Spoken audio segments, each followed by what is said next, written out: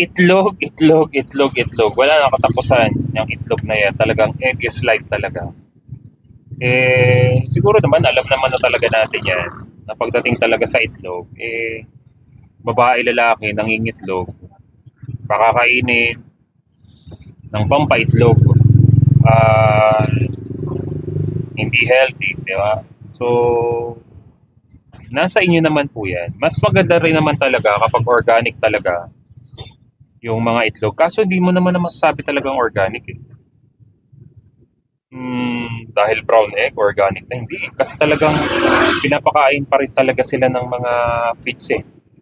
So, iba pa rin talaga kapag free range chicken. Tapos, alam mo yun, yung nakakatakbo, sikatan ng araw, compare talaga na lagi talaga sila nakakulong.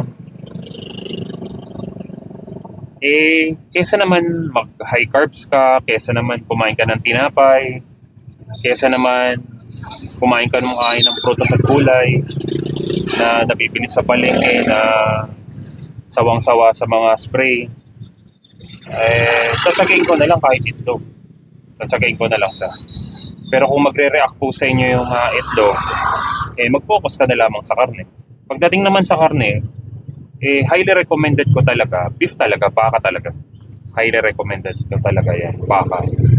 Pero kung sa tingin nyo naman ay medyo iba yung effect sa inyo, reaction sa inyo, na karne, na baka, pwede muna magkaroon kayo ng side dish hanggang sa kasi mag-adjust talaga yung katawan. Kahit pa sabihin kasi natin mga kabaka na healthy talaga ang karne, hindi naman kasi yan basta-basta talaga na sasabihin mo na hiyang agad sa iyo.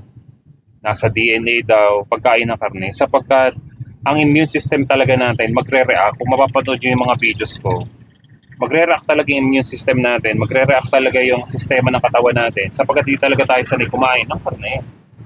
So kailangan talaga ma-introduce ang katawan natin is very adaptive to non-stop change sa ating mga kinakain.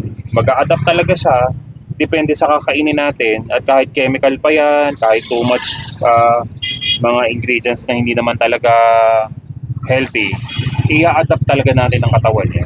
Pero kailangan mo lang talaga ng clear information, na solid na information na yung carnivore way of eating makakatulong talaga sa'yo. Kung ano doon pa rin talaga tayo sa tunay na pagkain. Compare na umasa tayo sa mga manufacturing, mga barcode na mga pagkain na dumaan sa mga planta, iba pa rin talagang tunay na pagkain. Ako, mas satsagain ko na yan. Sabihin na lang hindi healthy, yung mga white egg na yan, yung mga nabibili dyan sa merkado, kesa naman, bumalik ako sa pagkain ng tinapay, bumalik ako sa too much carbs. Kayo, it's up to you for you to decide. Ako, nagbibigay lang naman ako ng information. Wala namang makukulong sa pagbibigay ng advice. So, nasa inyo na lang kung i-filter ninyo, kung i-give up nyo ba ang pagkain ng itlog, itutuloy ba ang pagkain ng itlog, o hindi. Nasa inyo yan. Basta sa tingin nyo nagre-react, obserbahan nyo muna. 2 to 3 months, 4 months, 5 months, 6 months, siguro hindi na po masama yan sa pag-observe. Diba?